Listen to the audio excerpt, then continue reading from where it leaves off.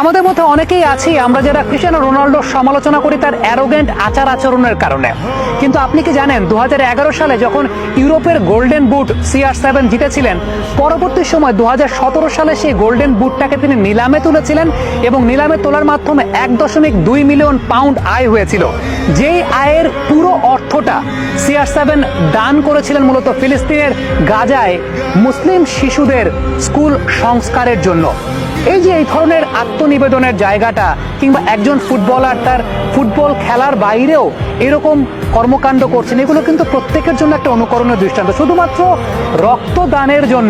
রক্তদানের জন্য তিনি শরীরে কোনো প্রকার ট্যাটু অঙ্কন করেন না। আমরা বিশ্বব্যাপী অনেক ফুটবলারকে দেখি যে শরীরব্যাপী ট্যাটু করছেন, এটা একটা ফ্যাশন বা আইকনিক একটা স্টাইল হিসাবে ব্যবহৃত হয়। বাট ক্রিস্টিয়ানো রোনাল্ডো ট্যাটু ছাড়াই তিনি আইকনিক স্টার। কারণটা হচ্ছে তিনি ট্যাটু গ্রহণ করেন না, এই কারণে তিনি রক্ত দিতে পছন্দ করেন, কিংবা যখন তখন যদি তার শরীরে রক্ত প্রয়োজন হয় অন্য কাউকে বাঁচানোর জন্য, সেক্ষেত্রে তিনি সবসময় এগিয়ে আসতে চান।